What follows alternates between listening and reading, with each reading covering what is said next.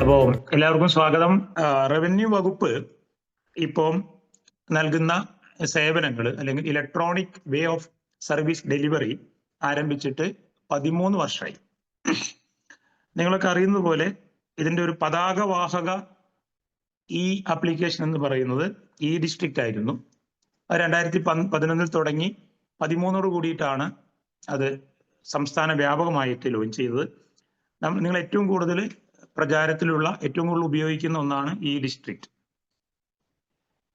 24 ഇനം റവന്യൂ സേവനങ്ങൾ, revenue certificate service ആണ് അതിലൂടെ നൽകിയിട്ടുള്ളത്.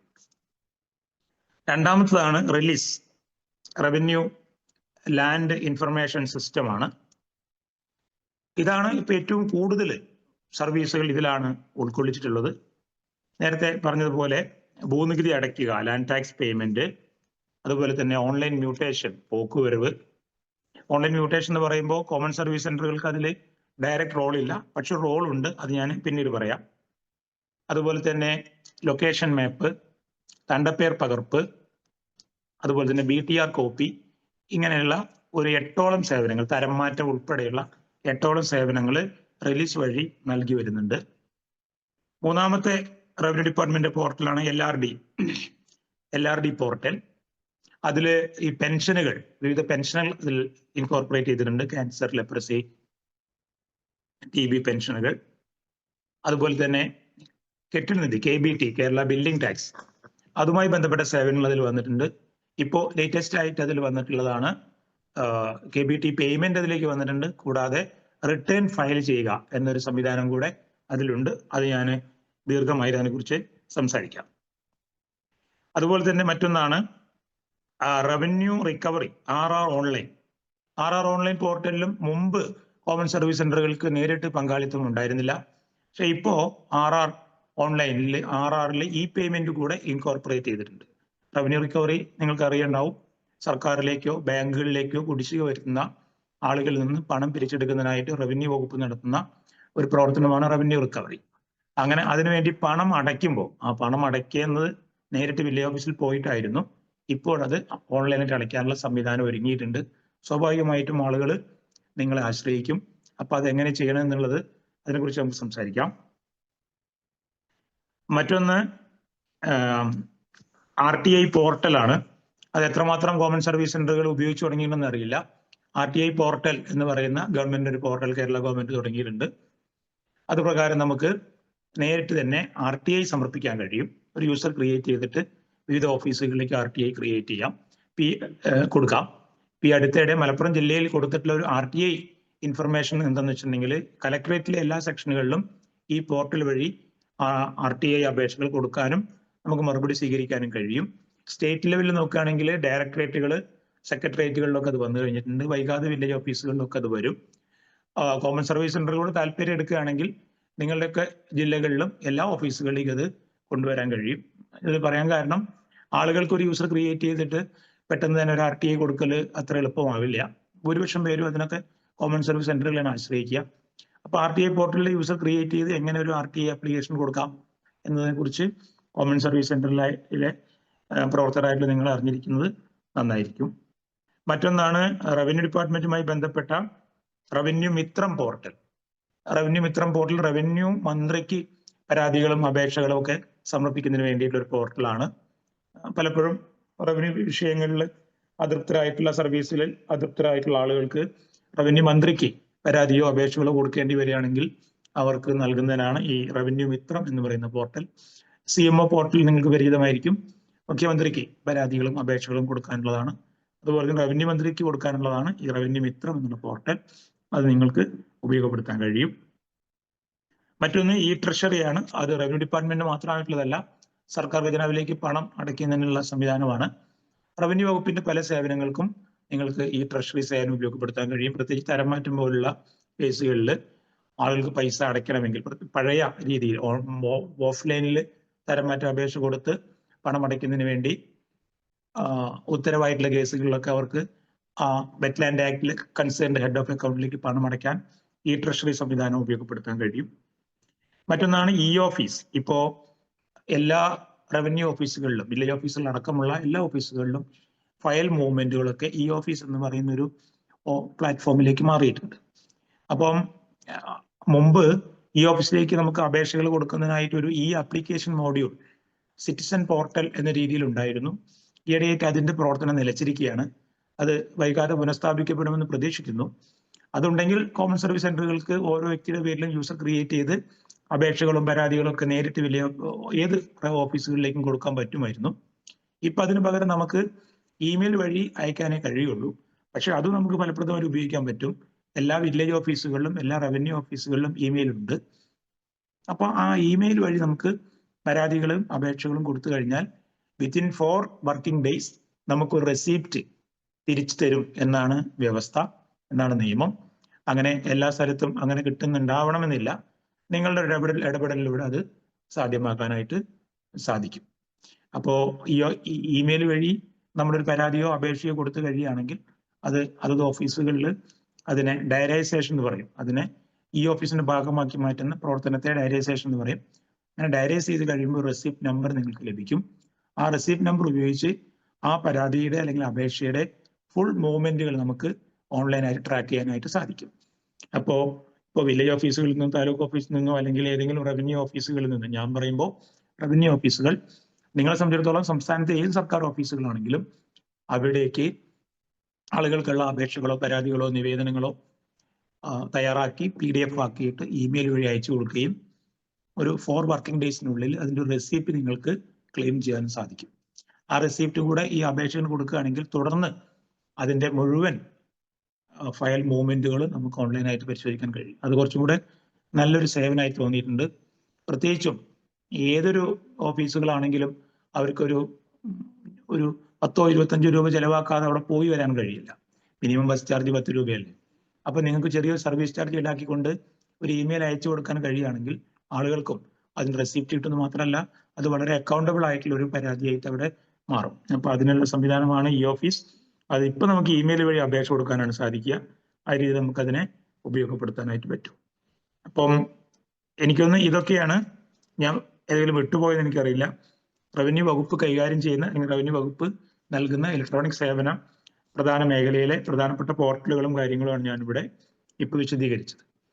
ഇനി ഇതിൽ ഓരോന്നും എങ്ങനെ അപേക്ഷ കൊടുക്കണം, എന്ത് ചെയ്യണം എന്നുള്ളത് ഞാൻ വിശദീകരിക്കുന്നതിനേക്കാൾ നല്ലത് ഓരോരുത്തരായിട്ട് ഈ ഒരു വിവിധങ്ങളായിട്ടുള്ള മേഖലയിൽ, ഇപ്പോൾ ആദ്യം നമുക്ക് ഈ ഡിസ്ട്രിക്റ്റ് എടുക്കാം. അതിലൂടെ അപേക്ഷ കൊടുക്കുക, സർട്ടിഫിക്കറ്റുകൾ ആർജിക്കുക, അത് നിങ്ങളുടെ അപേക്ഷകർക്ക് കൊടുക്കുക. ഈ ഒരു പ്രവർത്തനത്തിൽ എന്താണ് നേരിടുന്ന പൊതുവായ പ്രശ്നങ്ങൾ, അത് നിങ്ങളൊന്ന് അവതരിപ്പിക്കുകയാണെങ്കിൽ അത് വെച്ചുകൊണ്ട് അതിനെ ഞാനൊന്ന് എക്സ്പ്ലെയിൻ ചെയ്യാനായിട്ട് ശ്രമിക്കാം. ഓക്കെ, ഞാനൊരു കാര്യം പറയാം. ഈ ഡിസ്ട്രിക്റ്റുമായി ബന്ധപ്പെട്ട് പൊതുവെ ഈ ജാതി സർട്ടിഫിക്കറ്റിനായിട്ട് അപേക്ഷകൾ കൊടുക്കുമ്പോൾ ധാരാളം പ്രശ്നങ്ങൾ കോമൺ സർവീസ് സെന്ററുകൾക്ക് നേരിടാറുണ്ട്. നിങ്ങളും വില്ലേജ് ഓഫീസറുകളും തമ്മിൽ പലപ്പോഴും പല സംഘർഷങ്ങളും ഉണ്ടാകാറുള്ളത് ജാതി സർട്ടിഫിക്കറ്റിനായിട്ടുള്ള അപേക്ഷയുമായി ബന്ധപ്പെട്ടാണ്. അത്തരം അനുഭവങ്ങൾ ഈ ഗ്രൂപ്പിലുള്ള ആളുകൾക്ക് ഉണ്ടായിട്ടുണ്ടോ? ഉണ്ടായിട്ടുണ്ട് സാർ. ജാതി സർട്ടിഫിക്കറ്റ് മാത്രമല്ല, നോൺ ക്രീമി ലെയർ, ജാതി, നേറ്റിവിറ്റി, ജാതി means community and caste, non creamy layer, nativity, ഇതിനാണ് പ്രധാനമായിട്ടും നമ്മുടെ പ്രശ്നങ്ങൾ. ചില കാര്യങ്ങൾ പറയാം, എല്ലാവർക്കും കൂടെ ഉപകാരപ്രദമാകുന്ന രീതിയിൽ. ഓക്കെ, ഒന്നാമത്തത് കാസ്റ്റ്, രണ്ടാമത്തത് കമ്മ്യൂണിറ്റി. ഇത് രണ്ടിന്റെയും ലിറ്ററൽ മീനിങ് ഒന്ന് തന്നെയാണ്. ജാതി എന്നാണെങ്കിലും കാസ്റ്റ് എന്നുകൊണ്ട് ഉദ്ദേശിക്കുന്നത് SC ഒഴികെയുള്ള ജാതികളെയും കമ്മ്യൂണിറ്റി എന്നുകൊണ്ട് ഉദ്ദേശിക്കുന്നത് SC ST വിഭാഗക്കാരുടെ ജാതിയെയുമാണ്. അത് ഈ ഡിസ്ട്രിക്റ്റിൽ മാത്രം കാണുന്ന ഒരു പ്രയോഗമാണ്, അങ്ങനെ മനസ്സിലാക്കിയാൽ മതി. അപ്പൊ ഇതില് ജാതി സർട്ടിഫിക്കറ്റുമായി ബന്ധപ്പെട്ട് നാം മനസ്സിലാക്കേണ്ട കാര്യം, ജാതി എന്ന് പറയുന്നത് ജന്മന ഉണ്ടാകുന്ന ഒന്നാണ്. ജാതി നിശ്ചയിക്കപ്പെടുന്നത് ബൈ ബർത്ത്. അപ്പോ ഒരാളുടെ ജാതി നിർണ്ണയിക്കുന്നത് അയാള് ഏത് പാരന്റ്സിന് ജനിച്ചു എന്നതിനെ അടിസ്ഥാനമാക്കിയാണ്. അപ്പോ നേരത്തെ ഉണ്ടായിരുന്ന വിവക്ഷ, ഒരു ആളുടെ ജാതി എന്നത് അയാളുടെ അച്ഛന്റെ, പിതാവിന്റെ ജാതിയാണ് എന്നതായിരുന്നു. അതിന് കാരണം ഇന്ത്യ, കേരളം, നമ്മളെല്ലാം ഒരു പാട്രിയാർക്കൽ സിസ്റ്റമാണ്. അതായത് നമ്മുടെ കുടുംബം പിതൃതന്ത്രാത്മകം എന്ന് പറയും. അതായത് അച്ഛനെ ബേസ് ചെയ്തുകൊണ്ടുള്ള പിതാവിനെ, പുരുഷനെ ബേസ് ചെയ്തുകൊണ്ടുള്ള കുടുംബ സംവിധാനമാണ് നമുക്കുള്ളത്.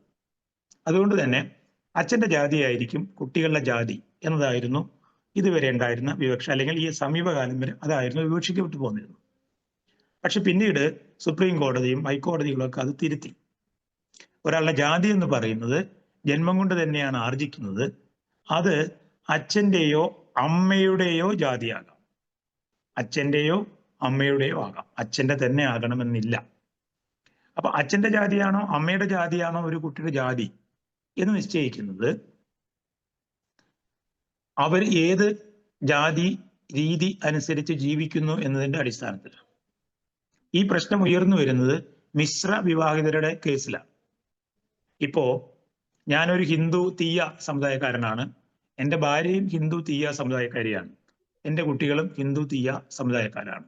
അപ്പൊ ഇവിടെ ഒരു പ്രശ്നം ഉത്ഭവിക്കുന്നില്ല.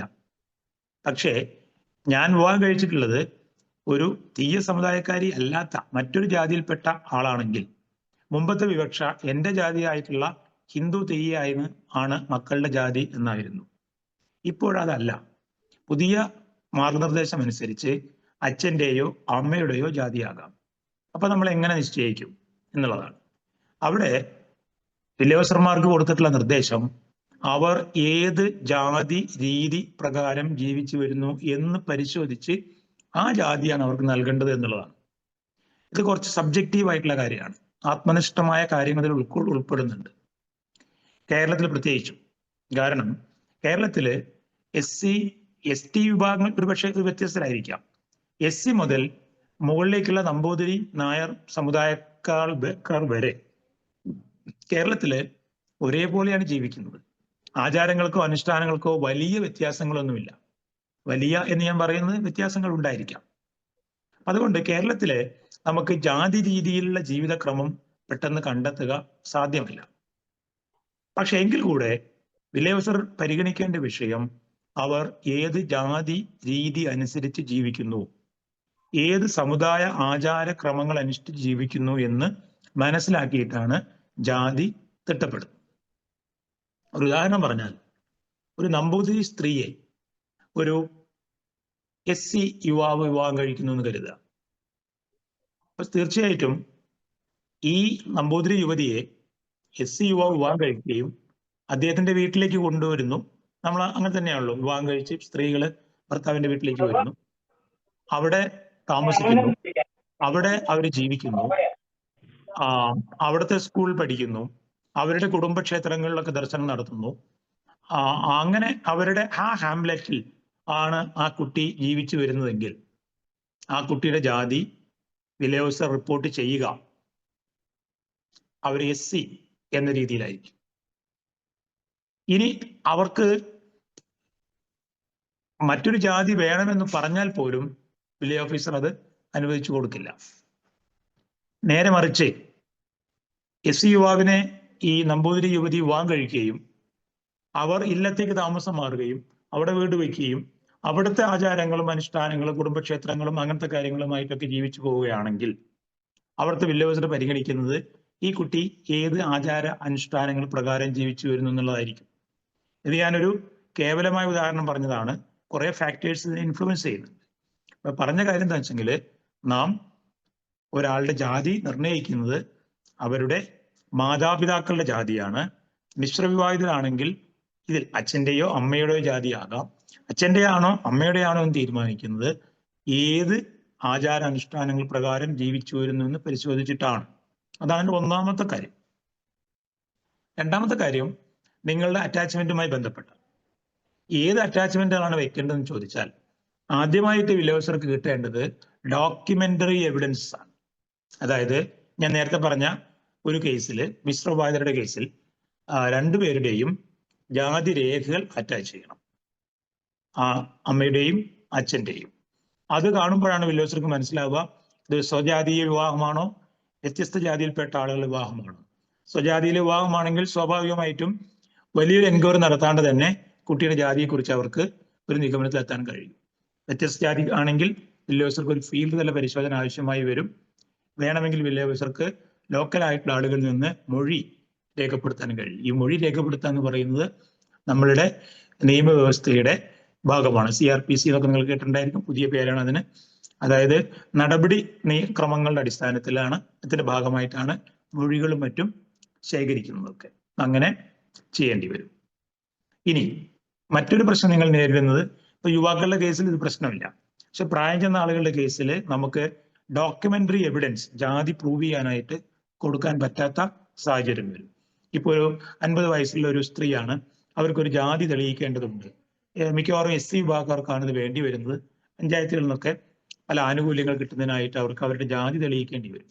അപ്പോൾ ഈ 50 വയസ്സുള്ള ഒരു യുവതി അല്ലെങ്കിൽ യുവാവ് വില്ലേജ് ഓഫീസറുടെ മുമ്പാകെ അപേക്ഷ കൊടുക്കുമ്പോൾ അവരുടെ അച്ഛന്റെയോ അമ്മയുടെയും ജാതി രേഖ വില്ലേജ് ഓഫീസർ ആവശ്യപ്പെടും. സ്വാഭാവികമായിട്ടും ഒരു 25 വയസ്സിന്റെ മേലെ ആയിരിക്കും അച്ഛന്റെയും അമ്മയുടെയും പ്രായം. അപ്പോൾ 50 + 25 ഒരു 75+ ആയിരിക്കും. കേരളത്തിലെ 75 കൊല്ലം മുമ്പത്തെ വിദ്യാഭ്യാസ അവസ്ഥ വെച്ച് SC വിഭാഗക്കാർക്ക് അവരൊന്നും സ്കൂളുകളിൽ പോയിട്ടുണ്ടാവില്ല. അപ്പൊ അവർക്ക് ഒരു രേഖ ഉണ്ടാവില്ല. അത്തരം സാഹചര്യങ്ങളിൽ ചില വില്ലേജ് ഓഫീസർമാരെങ്കിലും രേഖകൾ കൊണ്ടുവരാനായിട്ട് ആവശ്യപ്പെടാം. അപ്പൊ അവിടെ നമ്മൾ മനസ്സിലാക്കേണ്ടത്, അത്തരം കേസിൽ വില്ലേജ് ഓഫീസർക്ക് ലോക്കൽ എൻക്വയറി നടത്താൻ കഴിയും. ഇവരുടെ പ്രദേശത്ത് പോയിട്ട് ലോക്കൽ എൻക്വയറി നടത്താം. അങ്ങനെ ലോക്കൽ എൻക്വയറി നടത്തുമ്പോൾ ഈ അച്ഛനും അമ്മയും ഏത് ജാതിയിലൂടെയാണ് ജീവിച്ചിരുന്നത്, ഏത് ജാതി വിഭാഗക്കാരാണെന്ന് മനസ്സിലാക്കാൻ കഴിയും. അങ്ങനെ മനസ്സിലാക്കിയ കാര്യങ്ങൾ റെക്കോർഡ് ചെയ്യുന്നതിന് വേണ്ടിയിട്ട് 2 ആളുകളുടെ മൊഴി രേഖപ്പെടുത്തിക്കൊണ്ട് വില്ലേജ് ഓഫീസർക്ക് ജാതി തിട്ടപ്പെടുത്തി കൊടുക്കാനായിട്ട് സാധിക്കും. അപ്പൊ പലപ്പോഴും ആ മൊഴി കൊടുക്കുന്നതിന് വേണ്ടി ആളുകൾ കണ്ടെത്തേണ്ടി വരും. അതിന് പല വില്ലേജുകളിലും പല ജില്ലകളിലും പലതരത്തിലുള്ള മൊഴിയുടെ ഫോർമാറ്റുകളുണ്ട്. ആ ഫോർമാറ്റുകൾ ഫില്ല് ചെയ്ത് വില്ലേജ് ഓഫീസറുടെ മുമ്പാകെ ഈ കക്ഷികളും പോയി ചെന്ന് അത് വില്ലേജ് ഓഫീസർ സാക്ഷ്യപ്പെടുത്തി ഈ പോർട്ടലിലേക്ക് അപ്ലോഡ് ചെയ്യാനായിട്ട് ആവശ്യപ്പെടുന്ന രീതിയുണ്ട്. അപ്പൊ അവിടെ നമ്മൾ മനസ്സിലാക്കേണ്ട കാര്യം, ഒരാൾക്ക് ജാതി രേഖപ്പെടുത്തിയ രേഖ ഇല്ല എങ്കിലും അവർക്ക്, അതായത് മാതാപിതാക്കൾക്ക് ജാതി രേഖപ്പെടുത്തിയ രേഖ ഒരു ഡോക്യുമെന്ററി എവിഡൻസ് ഇല്ലെങ്കിൽ കൂടെ അവർക്ക് ജാതി സർട്ടിഫിക്കറ്റിന് അർഹതയുണ്ട്. അത് ലോക്കലി എൻക്വയറി ചെയ്യേണ്ടത് വില്ലേജ് ഓഫീസറുടെ കടമയാണ്. അതിനുള്ള സഹായങ്ങൾ നിങ്ങൾക്കും അപേക്ഷകർക്കും ചെയ്തു കൊടുക്കാനായിട്ട് സാധിക്കും. ഇതാണ് ജാതി നിർണയവുമായി ബന്ധപ്പെട്ട് നാം മനസ്സിലാക്കേണ്ട കാര്യങ്ങൾ. അടുത്തത് നോൺ ക്രീമി ലെയറുമായി ബന്ധപ്പെട്ടാണ്. നോൺ ക്രീമി ലെയർ എന്താണെന്ന് മനസ്സിലാക്കണം. ക്രീമി ലെയർ എന്താ? ക്രീമി ലെയർ എന്ന് വെച്ചാൽ പാലില് മുകളിൽ കിടക്കുന്ന ആ പാൽപ്പാട അല്ലെ, എന്നാ തന്നെ പറയാം. നമുക്കറിയാം, മണ്ഡൽ കമ്മീഷൻ റിപ്പോർട്ടിന്റെ അടിസ്ഥാനത്തിൽ ഉയർന്നു വന്നിട്ടുള്ള ഒരു സേവനം, ഒരു ഒരു ഒരു ഒരു കണ്ടീഷനാണ്. അതായത് ഈ പിന്നോക്ക വിഭാഗക്കാർ, അതായത് അതർ ബാക്ക്വേർഡ് ക്ലാസസ്, OBC, എല്ലാവർക്കും സംവരണം ഉണ്ടായിരുന്നു. പക്ഷേ അതിൽ തന്നെ സാമ്പത്തികമായി ഉയർന്നിട്ടുള്ള, സാമുദായികമായും സാമ്പത്തികമായിട്ടും ഉയർന്നിട്ടുള്ള ആളുകൾക്ക് ഈ സംവരണത്തിന്റെ ആനുകൂല്യം കൊടുക്കേണ്ടതില്ല എന്ന് തീർച്ചപ്പെടുത്തിയതിന്റെ അടിസ്ഥാനത്തിലാണ് OBCയിൽ തന്നെ സാമ്പത്തികവും സാമൂഹികവുമായിട്ട് ഉയർന്ന ആളുകളെ സംവരണത്തിന്റെ പരിധിയിൽ നിന്ന് ഒഴിവാക്കാനായി തീരുമാനിച്ചു. അപ്പൊ അതിനു വേണ്ടിയിട്ട് എടുത്തിട്ടുള്ള ഒരു തീരുമാനത്തിന്റെ അടിസ്ഥാനത്തിലാണ് ഈ മേൽത്തട്ടുകാരെ കണ്ടെത്താനായിട്ട് ശ്രമിക്കുന്നത്. നമുക്കറിയാം, വില്ലേജ് ഓഫീസറുടെ എല്ലാ സർട്ടിഫിക്കറ്റുകളും ഒരാൾ ഇന്ന കാര്യങ്ങൾ അയാൾക്കുണ്ട് എന്ന് സാക്ഷ്യപ്പെടുത്തുന്നതാണ്. ഈ നോൺ ക്രീമി ലെയർ മാത്രം അങ്ങനെയല്ല എന്നാണ് സാക്ഷ്യപ്പെടുത്തുന്നത്. നോൺ ക്രീമി ലെയർ, ഇയാൾ ക്രീമി ലെയർ അല്ല എന്നാണ് സാക്ഷ്യപ്പെടുത്തുന്നത്. ബാക്കിയെല്ലാം ഇയാൾ ഇന്ന ജാതിക്കാരനാണ്, ഇന്ന നാറ്റീവുകാരനാണ്, ഇത്ര വരുമാനം ഉണ്ട് എന്ന് സാക്ഷ്യപ്പെടുത്തുമ്പോൾ ഇത് മാത്രം ഇയാൾ നോൺ ക്രീമി ലെയർ ആണ്, അത് ക്രീമി ലെയർ അല്ല എന്നാണ് സാക്ഷ്യപ്പെടുത്തുന്നത്. ശ്രദ്ധിക്കുക. അപ്പോ ഈ നോൺ ക്രീമി ലെയർ എങ്ങനെയാണ് കണ്ടുപിടിക്കുന്നത് എന്നുള്ളതാണ് നമ്മൾ മനസ്സിലാക്കേണ്ടത്, നിങ്ങൾ മനസ്സിലാക്കേണ്ടത്. അതായത് ഈ നോൺ ക്രീമി ലെയർ എന്ന് പറയുന്നത്, നമ്മൾ എപ്പോഴും അതിൽ മനസ്സിലാക്കേണ്ട ഒരു പോയിന്റ്, ഒരാൾക്ക് സംവരണം കൊടുക്കേണ്ടത് എന്തിനാണ്? നമുക്കറിയാം, നമ്മള് ഒരു സ്റ്റേഡിയത്തില് ഒളിമ്പിക്സിലൊക്കെ നമ്മൾ ഓട്ട മത്സരം കണ്ടിട്ടുണ്ടായിരിക്കും. വലിയ 5000 മീറ്റർ ഓട്ടം, 5000 മീറ്റർ ഓട്ടം സർക്കുലർ പാത്തിലാണ് അവർ ഓടുന്നത്. അപ്പോൾ എല്ലാവരും ഒരേ ലൈനിലല്ല ഓടുന്നുണ്ടായിരിക്കുക. ശ്രദ്ധിച്ച് കാണാം, ഒരു സ്റ്റെയർ കേസ് മെത്തേഡിലാണ്. അതായത് ഇന്നർ സർക്കിളിലുള്ള ആള് ഏറ്റവും പിന്നിലായിരിക്കും, ഔട്ടർ സർക്കിളിലുള്ള ആൾ ഏറ്റവും മുന്നിലായിരിക്കും. നിൽക്കുമ്പോൾ അങ്ങനെയായിരിക്കും, സ്റ്റാർട്ടിംഗ് പോയിന്റിൽ അങ്ങനെയായിരിക്കും. പക്ഷെ ഫിനിഷിംഗ് ലൈൻ ഒരേപോലെ ആയിരിക്കും. അപ്പൊ ഫിനിഷിംഗ് ലൈൻ കോമണും സ്റ്റാർട്ടിംഗ് ലൈൻ ഡിഫറൻറ്റുമാണ്. അതെന്തുകൊണ്ടാണ് അങ്ങനെ ചെയ്യുന്നത്? സയൻസ് ആണത്. കാരണം സർക്കിളിന്റെ വലിപ്പം കൂടും തോറും അതിന്റെ ദൂരം വർദ്ധിക്കും. അപ്പൊ എല്ലാവരും ഒരേ ലൈനിൽ സ്റ്റാർട്ട് ചെയ്താൽ ഔട്ടർ സർക്കിളിലുള്ള ആള് വൈകി എത്തുള്ളൂ, ഇന്നർ സർക്കിളിലുള്ള ആള് വേഗം എത്തിച്ചേരും. ഇത് തന്നെയാണ് ഈ നോൺ ക്രീമിലെയറിന്റെ അടിസ്ഥാനം. കാരണം വിവിധ സമുദായക്കാർ, സാമുദായികമായിട്ട് പിന്നിലുള്ള സമുദായക്കാർ, അവരുടെ മക്കൾ, അവർക്ക് പഠിക്കാനും വളരാനുമുള്ള സാഹചര്യം കുറവായിരുന്നു. സമുദായത്തിലെ മേൽത്തട്ടിലുള്ളവർക്ക് അതിനുള്ള സാവകാശവും സൗകര്യവും ഇഷ്ടം പോലെ കിട്ടിയിരുന്നു. അപ്പൊ ഇവർ തമ്മിൽ ഓടുകയാണ്, ജോലിക്ക് വേണ്ടിയിട്ടാണ്. പ്രത്യേകം ശ്രദ്ധിക്കുക, നോൺ ക്രീമി ലെയർ നമ്മൾ കൊടുക്കുന്നത് തൊഴിൽപരമായ ആവശ്യങ്ങൾക്കാണ്. ഇപ്പൊ പിന്നീട് പ്രൊഫഷണൽ കോഴ്സുകൾക്കും കൂടെ അത് ബാധകമാക്കിയിട്ടുണ്ട്. അപ്പൊ ഈ കോമ്പീറ്റ് ചെയ്യുമ്പോൾ ഈ സാമുദായികമായി സാമ്പത്തികമായി പിന്നാക്കം നിൽക്കുന്നവരുടെ മക്കൾക്ക് ഈ മുന്നാക്കം നിൽക്കുന്ന ആളുകളുടെ കൂടെ ഓടണമെങ്കിൽ അവർക്ക് ഒരു ചെറിയൊരു വെയിറ്റേജ് കൊടുക്കണം. അതാണ് ഈ സംവരണത്തിന്റെ ബേസ്. ഇവിടെ നോൺ ക്രീമിലെയർ എന്നുള്ള കോൺസെപ്റ്റ് കൊണ്ട് ഉദ്ദേശിക്കുന്നത് ഒരാള്, ഒരു വിദ്യാർത്ഥി, അയാൾക്ക് ഈ പിന്നോക്കക്കാരാണ് എന്ന ആനുകൂല്യം കൊടുക്കണമോ വേണ്ടയോ എന്നാണ് തീരുമാനിക്കുന്നത്. ഇപ്പൊ എങ്ങനെയുള്ളവർക്ക് അത് കൊടുക്കാം? വളരെ സിമ്പിളായി പറഞ്ഞാൽ, ഒരു ഡോക്ടർ ദമ്പതികളുടെ മക്കൾക്ക് അവർ OBC-ക്കാരാണെങ്കിൽ കൂടെ അവർക്ക് ഈ ആനുകൂല്യം കൊടുക്കണമോ? വളരെ ഡയറക്റ്റ് ആയിട്ടുള്ള ഒരു ആൻസർ പറയുകയാണെങ്കിൽ വേണ്ട എന്നാണ്. കാരണം ഡോക്ടറുടെ മക്കൾക്ക് പഠിക്കാൻ വളരാനുള്ള എല്ലാ സൗകര്യങ്ങളും ഉണ്ടായിരുന്നു. അവരത് ഉപയോഗപ്പെടുത്തിയില്ല, മണ്ടന്മാരായി കളിച്ചു നടന്നു എന്നുള്ളത് കൊണ്ട് അവർക്ക് സംവരണം അല്ലെങ്കിൽ സംവരണത്തിന് അർഹരായിട്ടുള്ള ഒരാളുടെ കോട്ട അവർക്ക് വേണ്ടി കൊടുക്കേണ്ടതില്ല. അതാണ് ഒരു സിമ്പിൾ ആയിട്ടുള്ള വിവക്ഷ. അപ്പൊ ഈ ഒരു വീക്ഷണകോണിൽ നിന്നുകൊണ്ട് നമ്മൾ നോൺ ക്രീമിലെയർ സർട്ടിഫിക്കറ്റിനെ നോക്കിക്കാണുകയാണെങ്കിൽ, ഒരു വ്യക്തി അയാൾ നോൺ ക്രീമിലെയർ ആണോ അല്ലയോ എന്ന് തീരുമാനിക്കുന്നത് അയാൾക്ക് പഠിക്കാനും വളരാനും ഉണ്ടായിട്ടുള്ള സാഹചര്യം എത്രമാത്രം ഉണ്ടായിരുന്നു എന്ന് പരിശോധിച്ചാണ്. ഇത് പരിശോധിക്കുന്നത് ആ അപ്ലിക്കന്റിന്റെ മാതാപിതാക്കൾ എങ്ങനെയായിരുന്നു എന്ന് മനസ്സിലാക്കിയിട്ടാണ്. അപ്പോ ശ്രദ്ധിക്കേണ്ട കാര്യം, ഒരു ഡോക്ടർക്ക് OBC ആനുകൂല്യം കിട്ടും, പക്ഷെ അവരുടെ മക്കൾക്ക് അത് കിട്ടില്ല. അതെങ്ങനെയാണെന്ന് വെച്ചാൽ, ഒരു ഡോക്ടറുടെ അച്ഛനും അമ്മയും കൃഷിവലന്മാരായിരുന്നു, അല്ലെങ്കിൽ സാധാരണ കച്ചവടക്കാരോ സാധാരണ കൂലിപ്പണിക്കാരോ ആയിരുന്നു കരുതുക. അപ്പൊ അയാൾ ഡോക്ടർ ആണെങ്കിൽ കൂടെ അയാൾക്ക് ക്രീമിലെയറിന്റെ നോൺ ക്രീമിലെയർ ആയിരിക്കും. അവർ ആയിരിക്കും എന്ന് വെച്ചാൽ സാങ്കേതികമായി ഞാൻ പറയുകയാണ്, പക്ഷെ പ്രായോഗികമായിട്ട് മറ്റു പല ഫാക്ടേഴ്സും അതിനെ ഇൻഫ്ലുവൻസ് ചെയ്യുന്നുണ്ട്. അപ്പോൾ ഒരു ഡോക്ടർ നോൺ ക്രീമിലെയർ ആകാം, പക്ഷെ ഡോക്ടറുടെ മക്കൾ ആകാതിരിക്കാനാണ് സാധ്യത. അതാണ് ഞാൻ പറയുന്നത്. വില്ലേജ് ഓഫീസർ ഇവിടെ പരിശോധിക്കുന്ന വിഷയം ഇവരുടെ മാതാപിതാക്കളുടെ സ്റ്റാറ്റസ് ആണ്. മാതാപിതാക്കളുടെ സ്റ്റാറ്റസ് ആണ്. അപ്പൊ സ്റ്റാറ്റസ് എന്ന് പറഞ്ഞാൽ പ്രത്യേകം ശ്രദ്ധിക്കേണ്ടത് അവർ ഏത് തരത്തിലുള്ള ജോലി, അതാണ് പ്രത്യേകം സ്റ്റാറ്റസുമായി ബന്ധപ്പെട്ട് നമ്മൾ അവരുടെ ജോലിയാണ് പ്രധാനമായും നോക്കുന്നത്. അപ്പൊ ഏത് തരത്തിലുള്ള സ്റ്റാറ്റസിലായിരുന്നു അവരുണ്ടായിരുന്നത്, ആ സ്റ്റാറ്റസിന്റെ അടിസ്ഥാനത്തിലാണ് അവരുടെ മക്കൾക്ക് സംവരണ ആനുകൂല്യം കൊടുക്കണമോ വേണ്ടയോ, അവർ നോൺ ക്രീമിലെയർ ആണോ ക്രീമിലെയർ ആണോ എന്ന് പരിശോധിക്കുന്നു. അപ്പൊ അങ്ങനെയുള്ള കുറെ കാര്യങ്ങൾ അതിലുണ്ട്. ഇതിൽ സങ്കീർണമായിട്ടുള്ള കുറെ നിയമപ്രശ്നങ്ങളുണ്ട്. അത് മുഴുവനും കോമൺ സർവീസ് സെന്റർ എന്നുള്ളതായിരിക്കും നിങ്ങൾ മനസ്സിലാക്കേണ്ടതില്ല. അക്കാഡമിക് ഇൻട്രസ്റ്റ് ഉണ്ടെങ്കിൽ നിങ്ങൾക്ക് അതിന്റെ പുസ്തകങ്ങളുണ്ട്, അതൊക്കെ ജോയിയുടെ കയ്യിലുണ്ടായിരിക്കും. ജോയി എന്നവർക്ക് കൊടുത്താൽ മതി, വായിച്ച് മനസ്സിലാക്കാം. സിമ്പിൾ ആയിട്ടൊരു കാര്യം ഞാൻ പറയാം. ഇപ്പോ അച്ഛൻ ക്ലാസ് 1 ഓഫീസർ ആണെന്ന് കരുതുന്നു, അവരുടെ മക്കൾ ക്രീമിലെയർ ആയിരിക്കും. അതായത് അവർക്ക് നോൺ ക്രീമിലെയർ സർട്ടിഫിക്കറ്റിന് അർഹത ഉണ്ടായിരിക്കില്ല, സാമാന്യമായി പറഞ്ഞാൽ. പക്ഷെ അതിന് വീണ്ടും ക്ലോസുകളുണ്ട്. അച്ഛൻ ക്ലാസ് 1 ആണെങ്കിൽ കൂടെ അദ്ദേഹം 35 വയസ്സ് പൂർത്തിയാവുന്നതിന് മുമ്പേ ക്ലാസ് 1 ഓഫീസറായിട്ട് സർവീസിൽ പ്രവേശിച്ച ആളായിരിക്കുകയോ, അല്ലെങ്കിൽ സർവീസിൽ പ്രവേശിച്ച് 35 വയസ്സിന് മുമ്പ് ക്ലാസ് 1 ഓഫീസറായി പ്രൊമോട്ട് ചെയ്യപ്പെടുകയോ ചെയ്തിട്ടുണ്ടായിരിക്കണം. 36 വയസ്സിലാണ് ക്ലാസ് 1 ഓഫീസർ ആവുന്നതെങ്കിൽ അവരുടെ മക്കൾക്ക് നോൺ ക്രീമിലെയർ ആനുകൂല്യം കിട്ടും.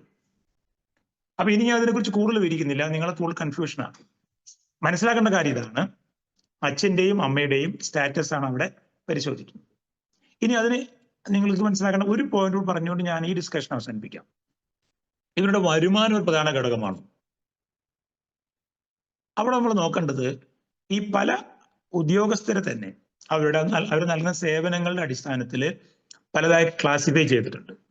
ഇപ്പോ ഒരു ഹൈസ്കൂൾ അധ്യാപകരാണ് വിചാരിക്കുക, അച്ഛനും അമ്മയും ഹൈസ്കൂൾ അധ്യാപകരാണ്, അവർ ക്ലാസ് 2 ഓഫീസേഴ്സ് അല്ല. പക്ഷെ അവരുടെ വരുമാന പരിധി നിങ്ങളിപ്പോൾ മനസ്സിലാക്കിയിടത്തോളം 8 ലക്ഷം രൂപയിലും കൂടുതൽ ഉണ്ടായിരിക്കാം.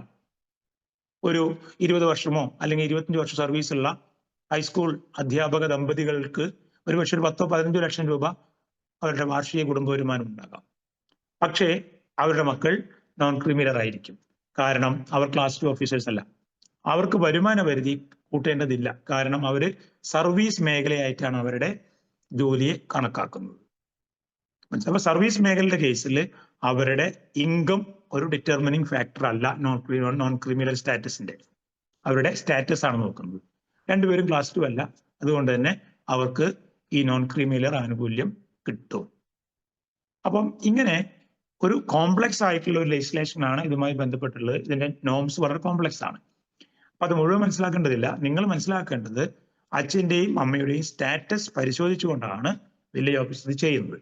അപ്പൊ പലപ്പോഴും വില്ലേജ് ഓഫീസർ പല കാര്യങ്ങളും ആവശ്യപ്പെടും, അത് നമ്മൾ കൊടുക്കേണ്ടി വരും. പ്രത്യേകിച്ചും എംപ്ലോയിഡ് ഹാൻഡ്സിന്റെ കേസിൽ അവരുടെ എംപ്ലോയ്മെന്റ് സർട്ടിഫിക്കറ്റ് വില്ലേജ് ഓഫീസർ ആവശ്യപ്പെടും. ഇപ്പൊ നിങ്ങൾ മനസ്സിലാക്കേണ്ട കാര്യം എന്താ വെച്ചെങ്കിൽ, ഇപ്പൊ ഞാൻ 7.5 കൊല്ലം വില്ലേജ് ഓഫീസർ ആയിരുന്നു. എനിക്ക് എന്റെ മുമ്പിൽ വന്നിട്ടുള്ള ഒരൊറ്റ അപേക്ഷകളിൽ പോലും എനിക്കത് റിജക്ട് ചെയ്യേണ്ടി വന്നിട്ടില്ല. അതായത് ഞാൻ ആർക്കും തന്നെ ക്രിമിനൽ സർട്ടിഫിക്കറ്റ് കൊടുത്തിട്ടില്ല.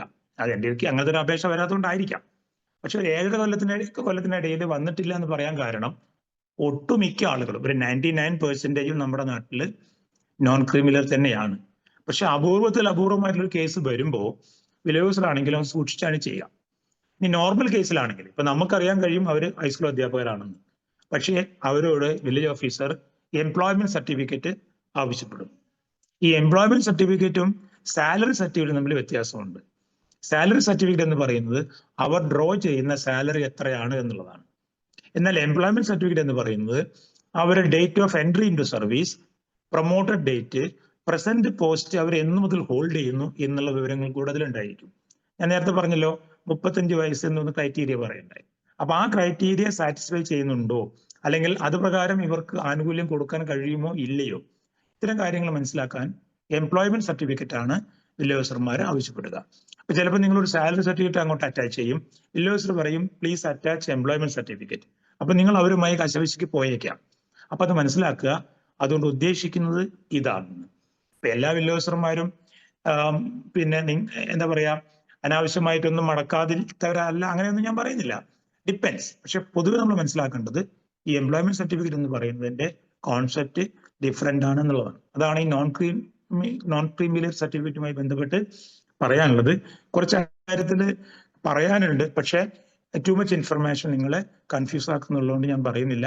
ഞാൻ ആവർത്തിക്കാം, നോൺ ക്രിമിനൽ എന്ന് പറയുന്നത് ഒരാളുടെ, ഒരു വിദ്യാർത്ഥിയുടെ അല്ലെങ്കിൽ ഒരു ഉദ്യോഗാർത്ഥിയുടെ സ്റ്റാറ്റസ് നിശ്ചയിക്കുന്നത് അവരുടെ ജോലിയോ വരുമാനമോ നോക്കിക്കൊണ്ടല്ല, അവരുടെ പാരൻസിന്റെ ജോലിയും വരുമാനവും സ്റ്റാറ്റസും, more and most importantly status പരിശോധിച്ചുകൊണ്ടാണ്.